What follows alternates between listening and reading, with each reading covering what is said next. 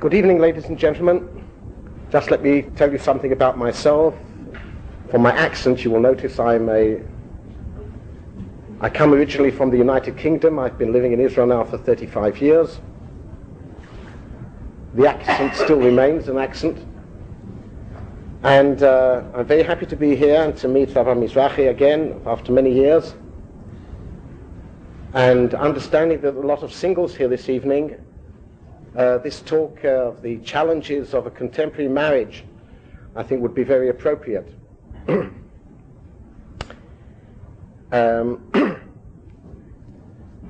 know, I sometimes wonder, when you look at statistics, I sometimes wonder why people still want to get married.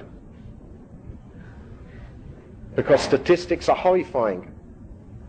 In this wonderful country over here, among the Jewish population, the divorce rate is 67%.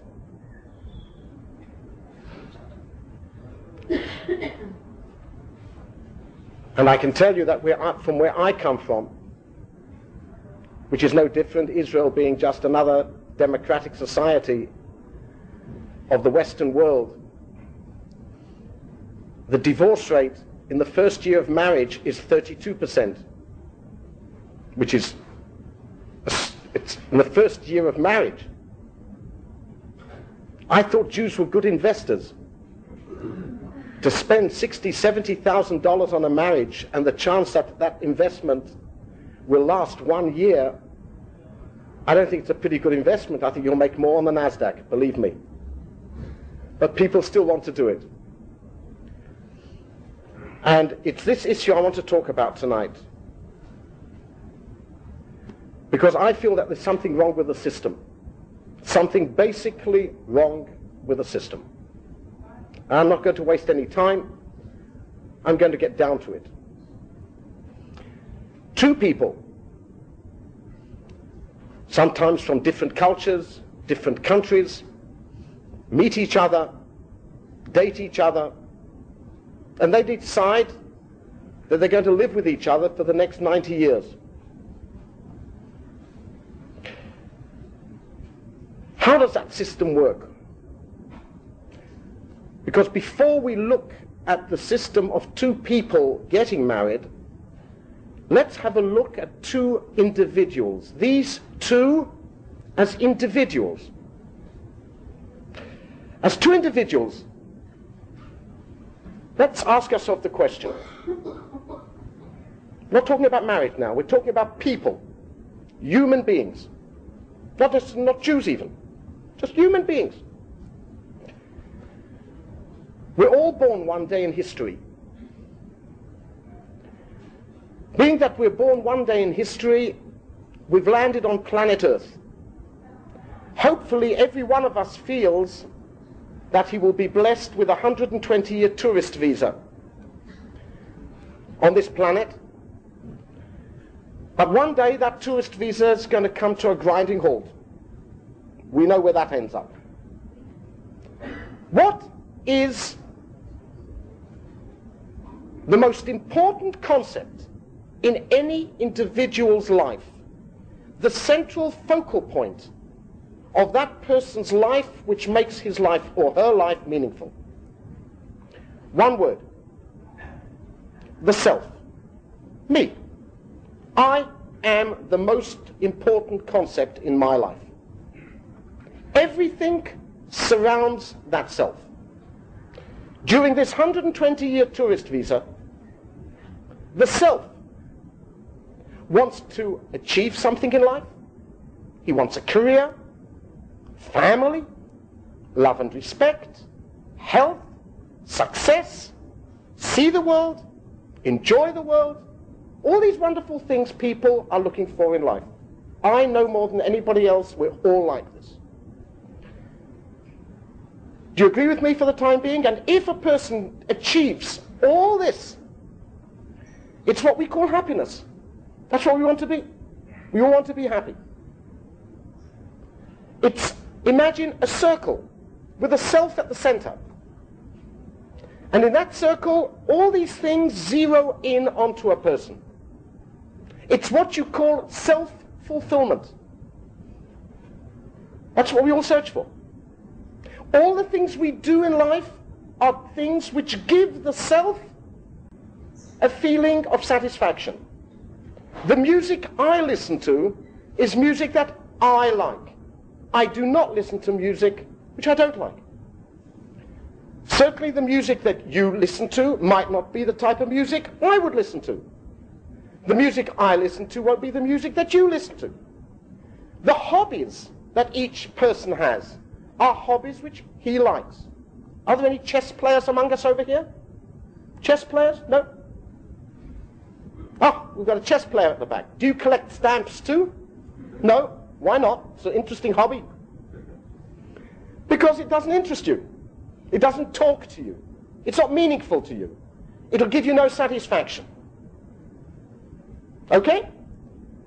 The sports that we play, the games that we play are the games which we like. Some people enjoy golf, others tennis, another one basketball, the other one football, soccer, whichever it is. That which a person gets an element of satisfaction out, that becomes meaningful to him. The person then is self-centered. It's the center of that central focal point of a person. Now it sounds negative, but it's not necessarily negative. Even people who are do-gooders, even people who do good to others, do it because they feel good. The self gets a certain satisfaction out of doing good. I met a young man many years ago in a particular country in the world. A nice Jewish boy, his name was Rafi, who gave up 5 years of his life to work with one of the United Nations help groups in Ethiopia, Mozambique, countries where kids are dying of starvation, for 4 or 5 years to live with mosquitoes. It was tough. And I asked him, Rafi, why did you do it? 5 years of your life to give up living in some mosquito-ridden country? He says, because I feel good when I help others. So even when a person is a do-gooder, the ulterior motive, the true motive is what? Self-satisfaction. Believe me, if there would be another couple of 100 million Rafis in the world, this planet would look a different place. But this is what it's all about. This is human nature. Now let's imagine 2 people, 2 circles, 2 selves. 2 people want to achieve self-satisfaction, self-fulfillment. They come together. Somehow they love each other. And they want to be with one another. Can you tell me what will forge? What is the chemistry that could forge 2 selves with 2 ideas of what they want in life and produce a unit which will continue for the next 70, 80 years? A journey of 80 years. If I would ask people, tell me, why do you want to get married? I'll hear answers, I want a family, I want to love someone, I feel lonely without a spouse, I need a partner in my life, I have physical needs to be fulfilled. Did you notice what was the common denominator of all those statements? Of which I think all of them are right. That's basically why people do get married. What's the common denominator of all those statements I have now made? Aye. That's it. And the other side has exactly the same, makes the same statements. How do you forge something living together? Do you know what happens then? It happens that the spouse of a person is not a subject, but is an object. I remember many years ago, I won't tell you how many, you'll know how old I am, but when I was studying in yeshiva in England, our teachers, our mentors used to give us talks preparing us for marriage and taking it seriously. And I remember my Rebbe with a big, long, white beard. I remember him saying to this, tell me, what is the difference between these two statements? I love fish and chips. I love my wife. It's almost the same statement. I'm crazy over my wife. I'm crazy over fish and chips. Fish and chips is a British delicatessen. Well, it used to be. I don't know whether it is now. Anyway, what is the difference between I love fish and chips and I love my wife? And obviously we were sat over there with, what's he talking about? He said, I want to tell you something. Absolutely no difference. Now, have you ever seen somebody stand under a chuppah with a bag of fish and chips and say, Hari at mukudeshes li? What? What does that mean? What mean? Oh, okay. Oh, what I just now said in Hebrew. Oh, these are the words a person, a groom says to his bride under the chuppah, and he says, you are betrothed to me according to the laws of Moses and Israel. He gives her a ring, and those are the words he says. Fine, that's fair enough. So he said, have you ever seen somebody stand with a packet of fish and chips and say the same words? Obviously not. But you use the same language. So what does he mean? So nobody's ever fallen in love with fish and chips, or falafel, or pizza. Okay, today's modern. I love pizza. So what does I love pizza mean? You know what I love pizza means? It means this. I love myself. One of the objects which gives that self-satisfaction and self-love a certain sense of fulfillment is pizza, or fish and chips, or falafel, whatever it is. Okay? That's what it means. Exactly the same thing means when a person is talking about a wife. A wife or a husband. And when the wife looks at the husband of the wife, being a man, I'm speaking from my point of view. Means that when I say I love my wife is an object of self-love. I love myself.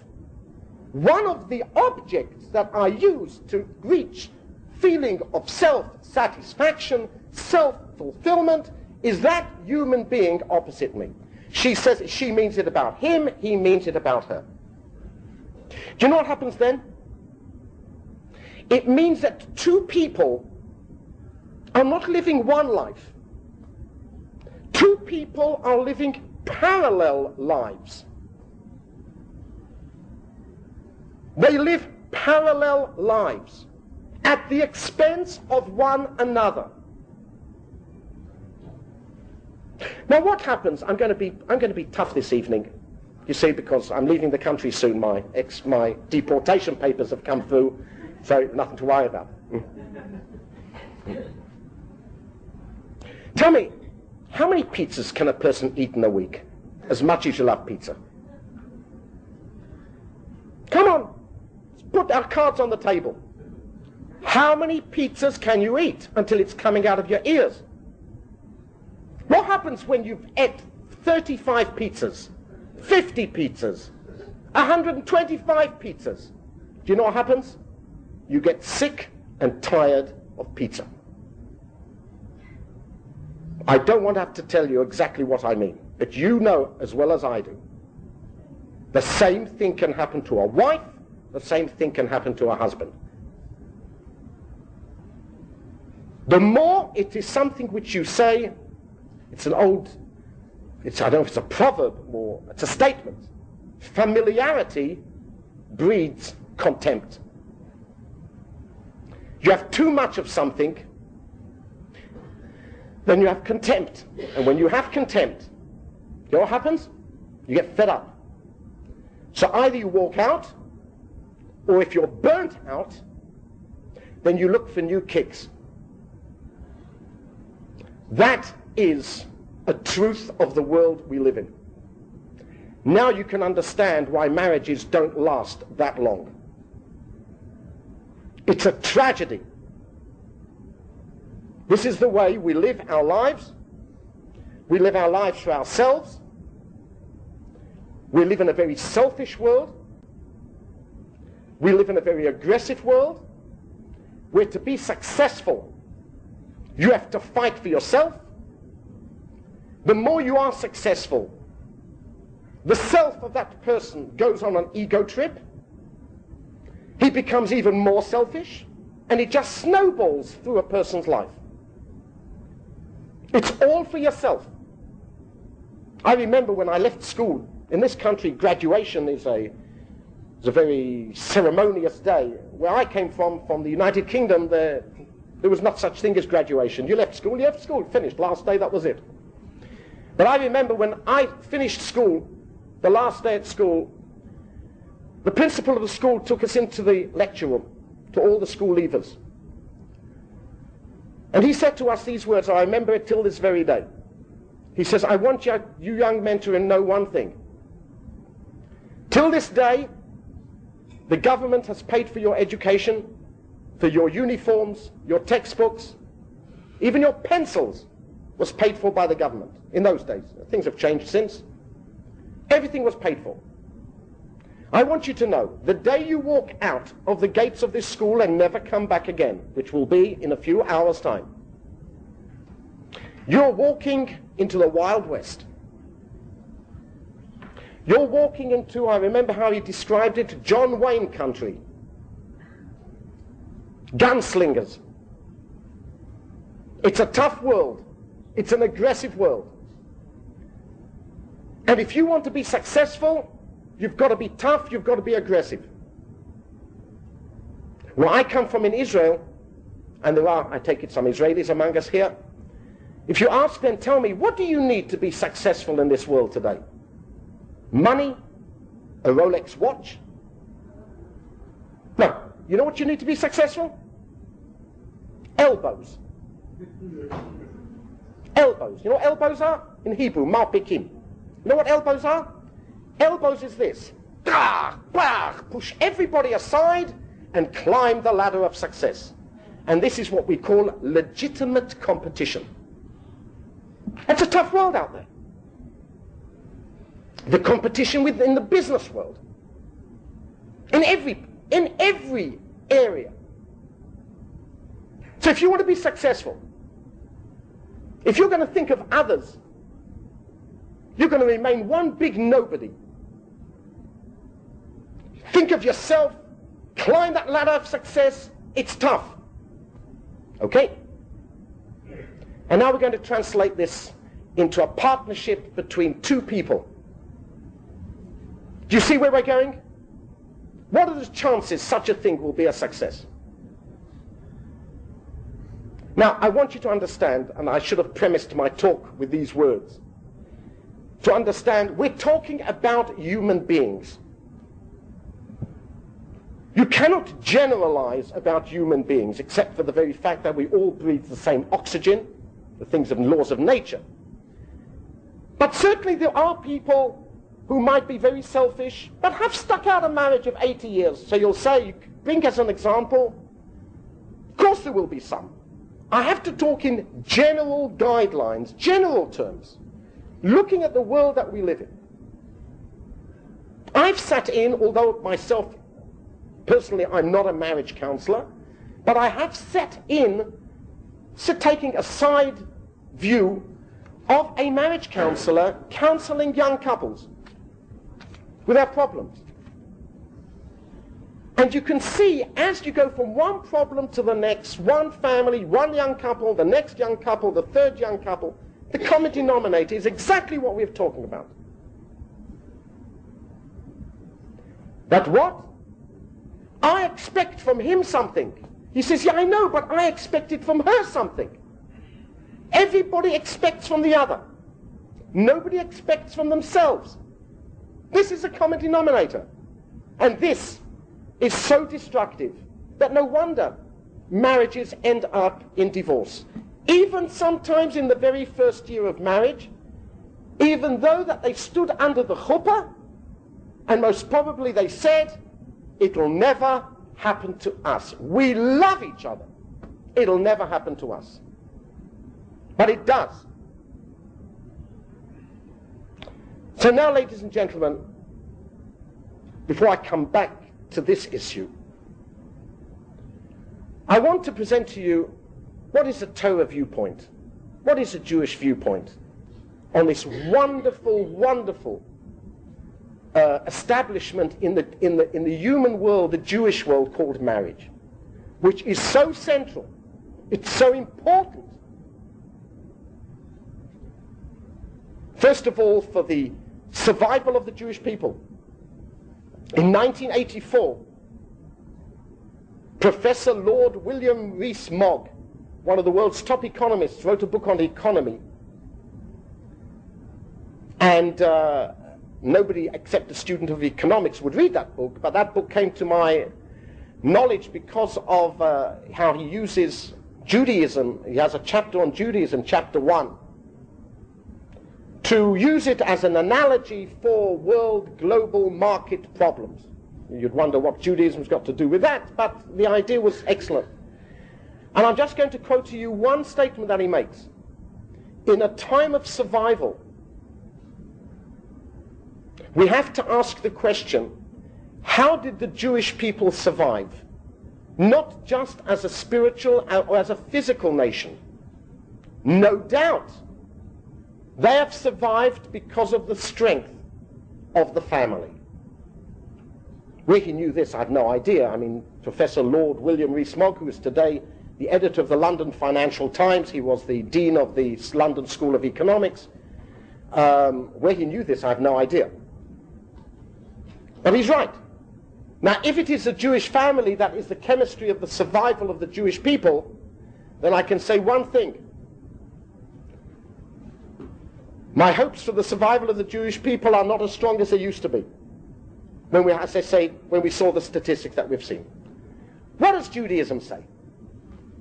Okay, so you know what we're going to do? This is a basic, you have to give me credit that I know what I'm talking about. To me, the Bible, the Torah, is the ultimate truth. It's a God-given truth. It is an eternal truth. It is a timeless truth.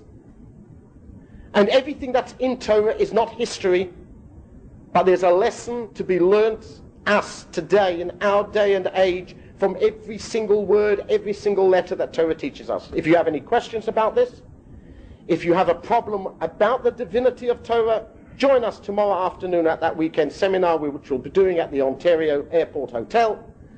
And boy, you will get, it'll be an eye-opener to show how we can prove the truth of Judaism rationally. Okay. So we're going to go back to the first marriage in the history of humanity. And we're going to read a few words which hopefully will give us an insight into what life is all about. The first marriage is Adam and Eve. Adam and Chava. Two people. They were humanity themselves. They weren't just a young couple. They were humanity. A very successful marriage. I know people, I know all the jokes. The reason why it was successful because there was no mother-in-law involved on both sides of the family. We know all about it. We know the jokes. But let us now read a verse which I think is grossly mistranslated. It's a very famous verse. When Adam was created, the male was created, the Torah says these words, Vayomer Elokim, and God said, Lo tov heyot Adam levado, e'eselo eze kenegdo. Is anybody willing to translate those words? Forget about the word eze kenegdo. The very first words, Lo tov heyot ha'adam levado. It is not good for man to be alone. I will give him a helper opposite him. That is the way it is translated. Grossly mistranslated. Because if it was to mean it is not good for man to be alone, the word should be lo tov le'adam lihiyot levad. In Hebrew, lo tov,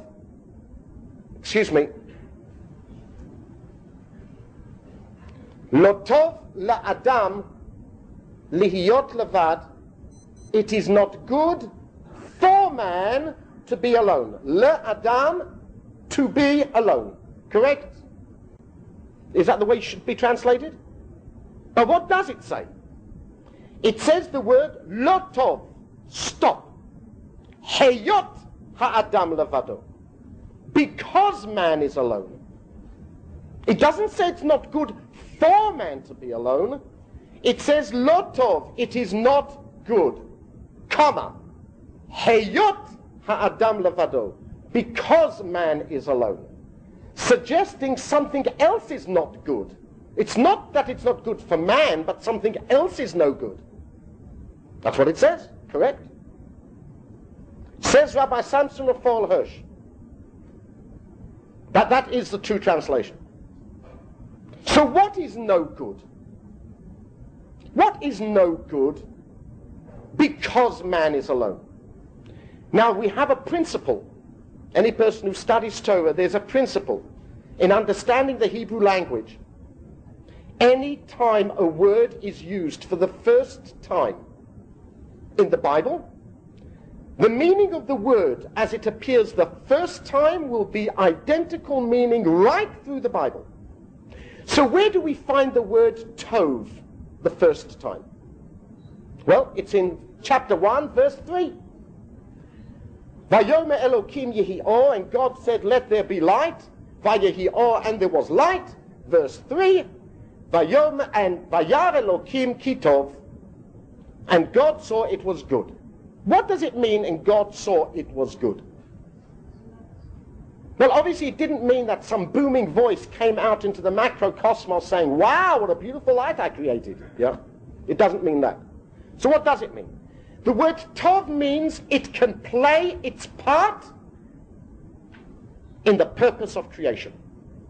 The first day was good. The second day was good. The third, the fourth, the fifth, the sixth. Every day was good. Put it all together. Now it'll be very good. In chapter 2, where we're discussing the creation of man, Vayomer Elokim, and God said, Lo tov. There is no purpose to creation. Why? Heyot ha'adam levado. He's alone. Eselo eze kenegdo. I will make him a helper opposite him. The other part, together, they produce the purpose of creation. It's not one is playing first violin and the second one is second violin. They're both playing first violin. Both together, they produce one purpose. In other words, if we are going to have a look and see what is the purpose of man in life, and then bring two people together who share the identical goals, now we can forge chemistry between them. It's not two circles with two selves. It becomes now one circle with an us. If it is a one circle with an us, a we, striving for the same goals together, depending on one another, it's not now becoming objects of one another, but we are subjects of one another. A totally different ballgame. This is what our Torah says. It goes one stage further. Several verses later it says these words. Zachar u'nekeva bara otam. He created them as male and female. Vayevarech otam. And he blessed them. Vayikra et shmam Adam. And he called their name Adam. Not his name or her name, but their name Adam. My goodness, what a blessing. That's a real blessing. Giving them a name. A blessing is nachas, wealth, health, wisdom. That's a blessing. So what was the blessing over here where he gave them a name and he called it Adam? What's the blessing in the word Adam? Do you know what it is? Well, for this again, we have to learn a little bit of the language. How many words in Hebrew represent the Homo sapiens, the human being? How do you call a man in Hebrew? Ish. How do you call a woman? Sha. Are there any other words which describe a male, a man? Gever. How do you describe a woman? Gvira? No, Gvira is the Tanakhic word. Yes? Okay, it's the same word.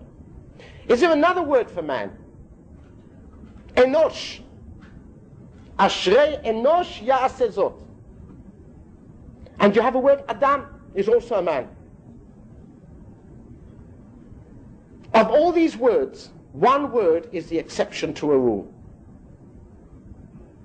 And the word is Adam. You know why?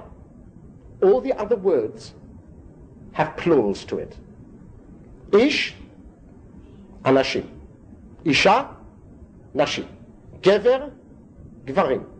Gvira, Gvirot. Enosh, no? Enosh? Sometimes it's Anushim and sometimes Anashim. There is no such word of Adamim. There is no plural of the word Adam. There is no plural of that word. That was the blessing.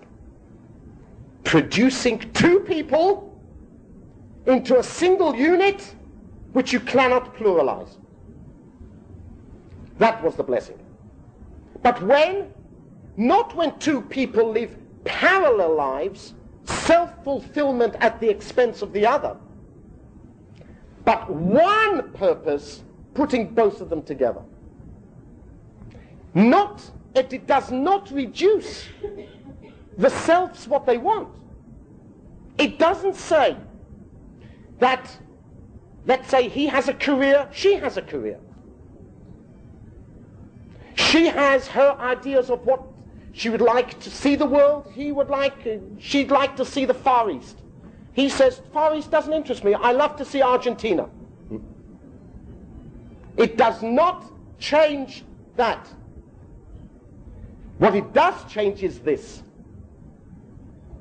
Each and every one has to ask, what is my purpose in life? And not only what is my purpose, but the other things are no longer purposes anymore. They're no longer goals. The self was a goal till now. The self is no longer a goal. The self is now an instrument to a higher goal. That higher goal is the spirituality which Torah teaches us. When both of them have that in mind, then each and every one's means to the ends do not contradict one another. They actually can complement one another. This is what marriage is all about. And for this reason, we need something to forge that chemistry. How do you forge the chemistry? Two people, they have the same goals, the same ideas, but how do you forge that chemistry that brings these two circles that they will now complement one another? One word. It's called love. That is the chemistry which forges two people coming together. And now we have to define this word. What is love? What does love mean? I love my wife. Don't forget, I love pizza too. So, What does it mean? What does I love my wife? What does that mean? Now, the question over here actually is this. In fact, you've just now mentioned that point, which I'm going to talk about. You know what I sometimes call this talk? I call this talk, Love is Giving, or Giving is Love. Now, it's based, I give this name, it's based on a famous musical in your wonderful country. Those of you who remember the 60s, where most of you don't. Some of you weren't even born then. It was history. But you remember in those years of the 60s and the early 70s, musicals were very popular films, Rodgers and Hammerstein and others. There was a famous romantic musical called Love is a Many Splendid Thing. The theme song was the theme of the name of the film. And you know what it says? Part of the lyrics says these words: love is giving the reason for living. It's one of the lines of the lyrics of that song. This is pure Hollywood style, because we're going to find that this is wrong. Tell me, is it easy to give? Is the world that we live in today, is it a world which tells you to be selfless? Or is it a world which tells you to be selfish? We are living in a world which trains us to selfishness. As I said, be successful, you make it, nobody's going to help you, you're going to do it yourself, think of yourself, that's it. That's the world we live in. And then I remember, I like using this analogy, it's analogy. I remember I was once on a flight with British Airways. I was flying to Australia. It's a long flight, it's 30 hours to get there. To get to Australia. I remember sitting in the plane, and one of the first things everybody does when he gets into a plane and sits down, he takes out the in-flight magazine, to see if there's anything to read. I never usually can read anything there. But once I did read something. It was interesting. And that was British Airways. I had an article about how British Airways train their flight attendants. It's a 15-month course. The first 3 months, they claim, our flight attendants are trained to become almost robots when it comes to safety on board an aircraft. That is part one before anything else. Hijackings, emergency landings, turbulence, what they're supposed to do. Under every imaginable circumstance of safety on board an aircraft. In fact, they claim that all their lady flight attendants are all trained in basic gynecology if a woman will give birth on an aircraft. They even have to be trained for something like that too.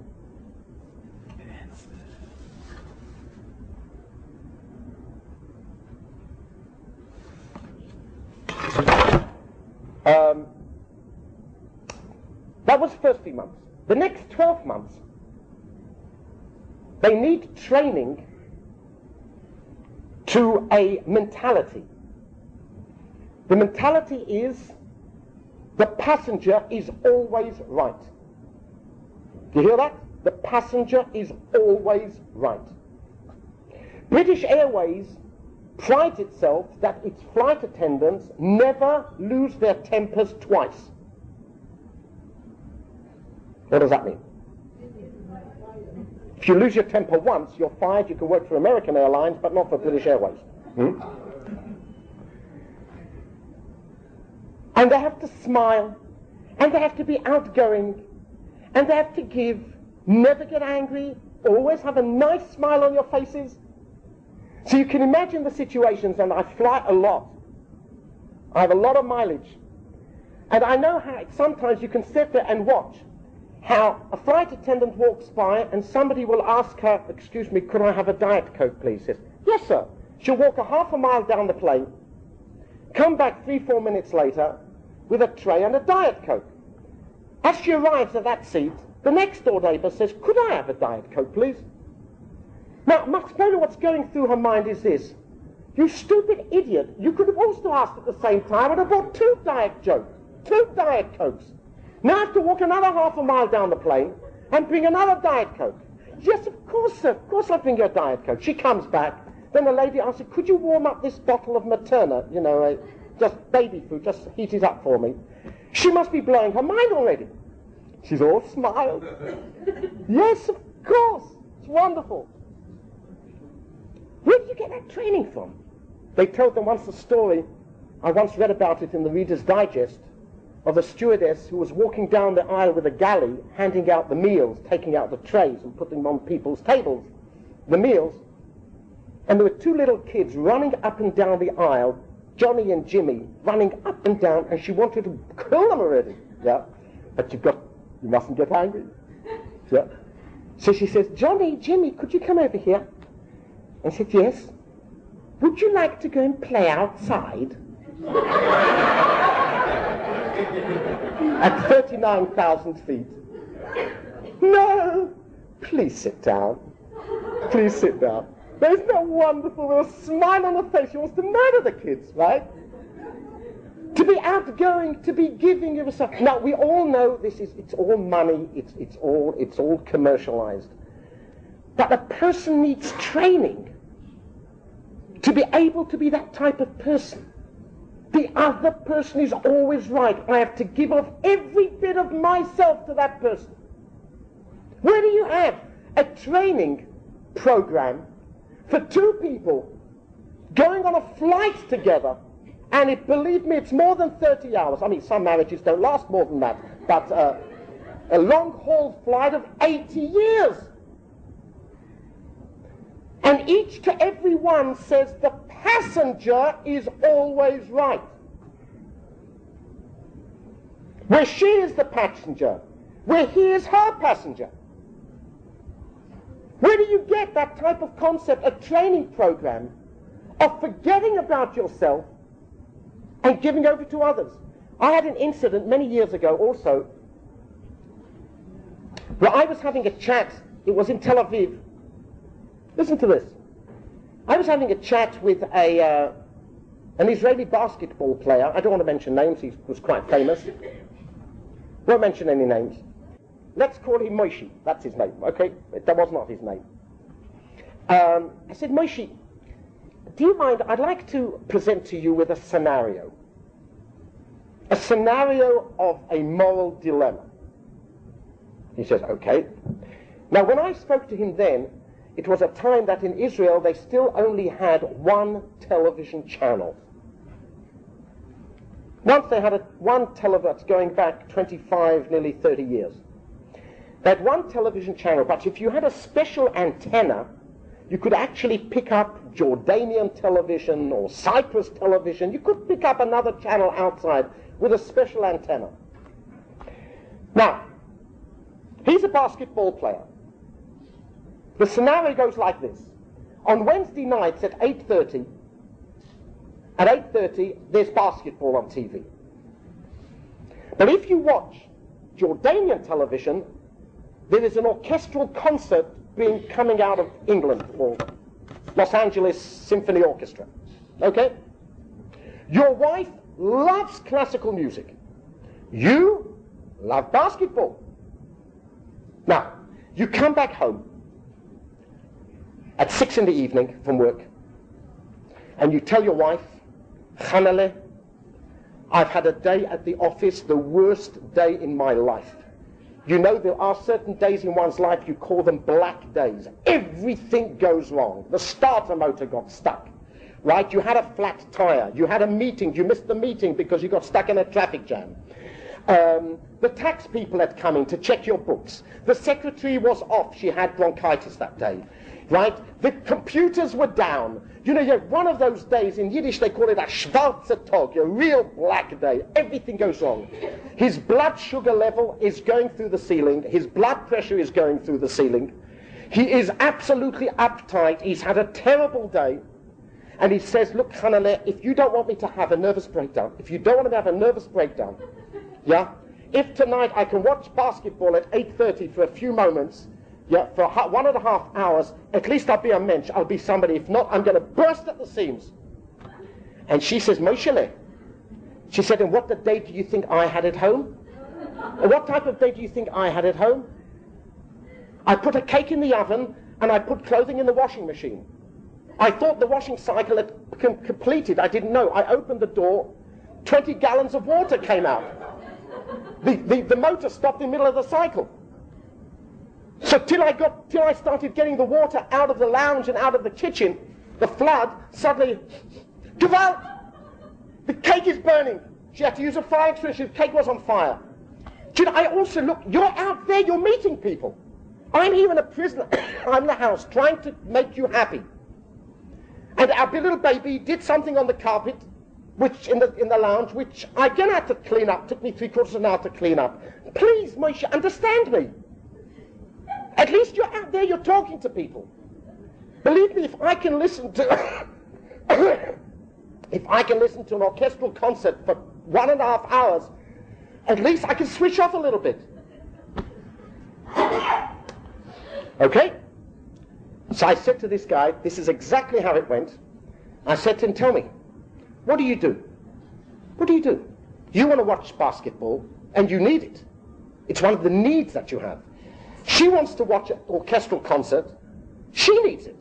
So what do? Do you know what he said to me? He said to me, who told you? I said, what do you mean, who told me? Who told me what? Who told you this scenario? I said, I just made it up. I just made it up for your entertainment in order to... He said, Rabbi, this happened to me last week. Almost the same idea. Basically the same happened last week. So I said, well, till now I thought it was a hypothetical situation. Now I realize it's a practical situation. Yeah? What did you do? What do you do? How do you solve the problem? She says, I went out and bought another television. And you think I didn't know that's what his answer would be? Go out and buy another television. See what happens? I said, Moshe, if you stay married for the next 2 years, 5 years of marriage, it'll be a miracle. Come and tell me about it. Your marriage is doomed to failure. How did you solve the problem? You didn't. The problem's still there. Oh, thank you. Thank you very much. The problem's still there. You will not concede. She won't concede. It's not even compromise. Compromise is meet in the middle somewhere. I want what I want. You want what you want. So what do you expect? In the end, it'll be one incident, a second incident, a third incident, and then it gets more acute, these incidences, and they say, you know what, let's call it a day. Enough is enough, in the words of George W. Bush.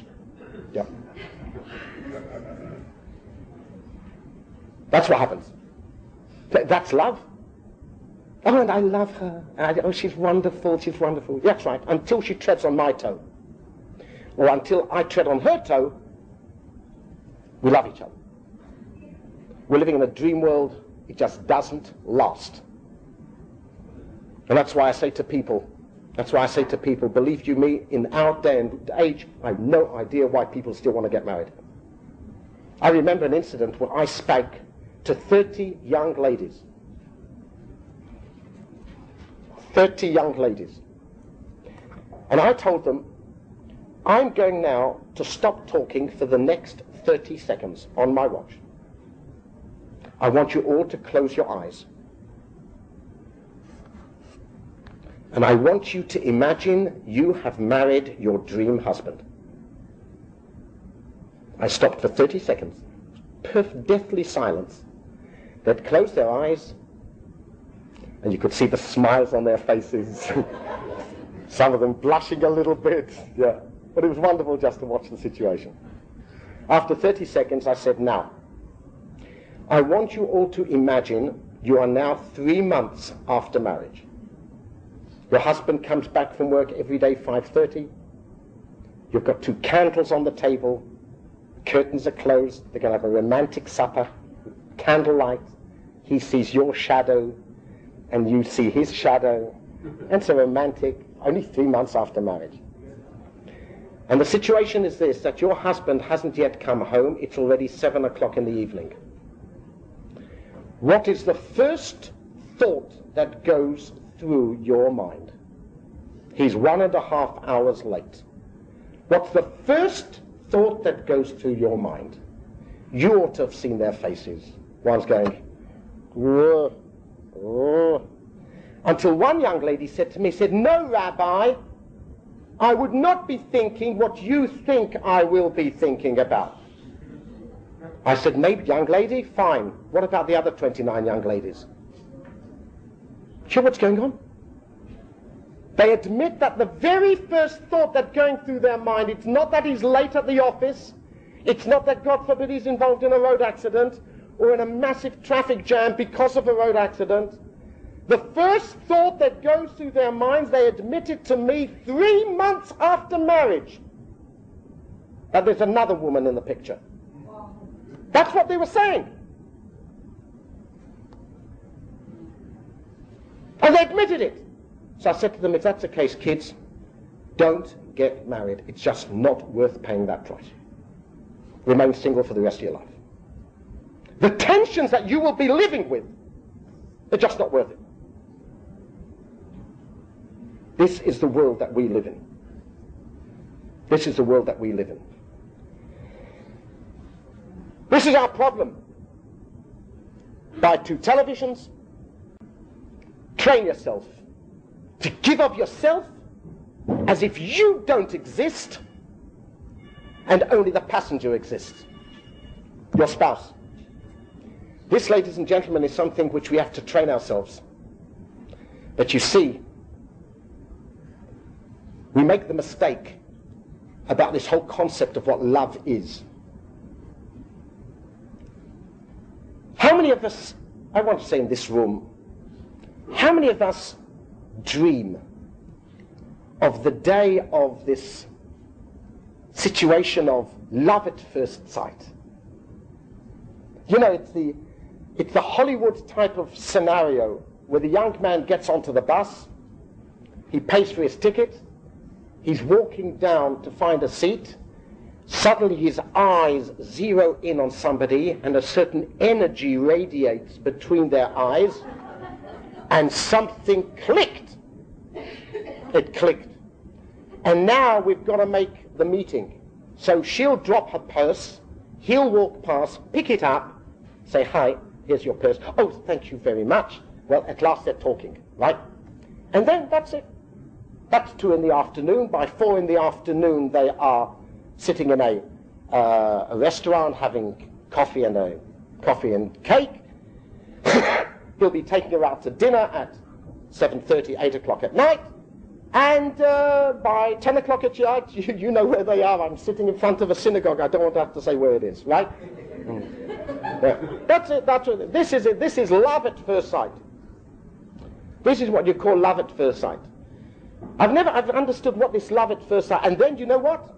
And at the end of the film, they walk out arm in arm into the sunset. The camera moves away from them, and they lived happily ever after for 2 weeks. And the only truth about that film are the 2 words which appear on the screen: the end. This is what it's all about. I've always wondered, what do you mean? She doesn't even know who he is. He doesn't know who she is. He could be a serial killer looking for the next victim, you know. Yeah. Radiates, something radiates. What is it that radiates over there? Well, that's not called love, that's called infatuation. Infatuation. It's all infatuation, it's nothing more. If you want really to know how to translate this into simple English, it is pure biology and physiology. Nothing more than that. It cannot be more than that. And as I say, if everything is based on physiology, then you get burnt out very quickly.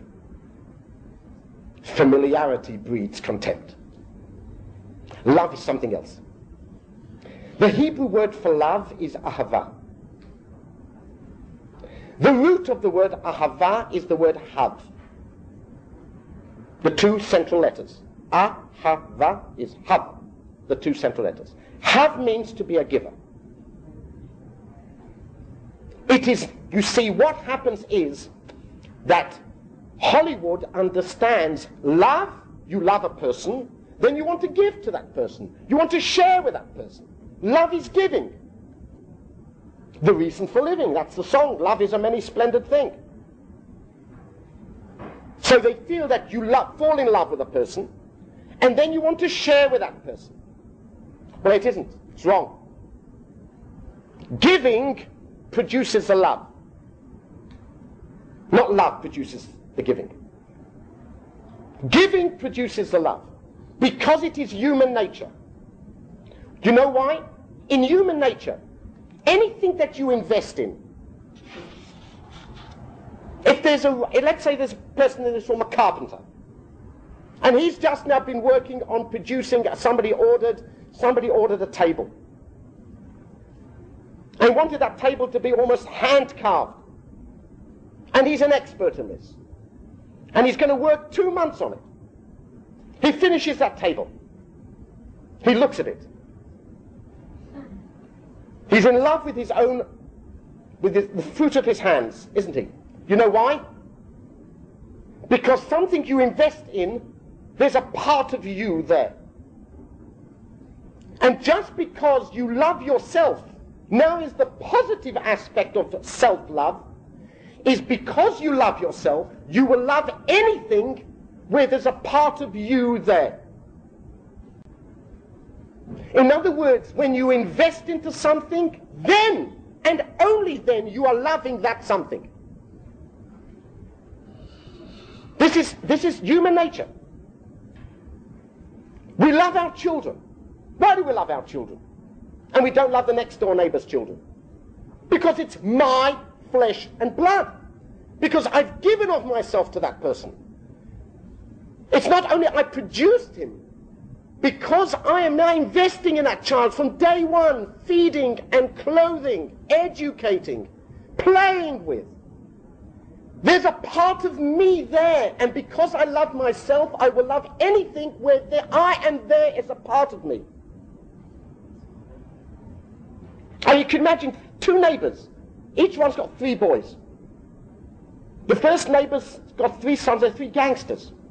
John Dillinger, Babyface Nelson, and Al Capone. You can imagine. 3 of the Chicago gangsters of the 30s. The next door neighbor's got 3 angels. Angel Michael, Angel Gabriel, and Angel Raphael. Right? Now obviously the first neighbor with the 3 gangsters would like to have 3 angels. But who does he love? He loves his 3 gangster sons. Why? They're mine. I can never forget this. In Israel, when Yigal Amir was found guilty of killing Yitzhak Rabin and was sentenced to life imprisonment, his mother came out of the courtroom, and an interviewer of one of the Israeli radio programs stuck the microphone, you know how they get, into her mouth, and asked her a question. Listen to the question.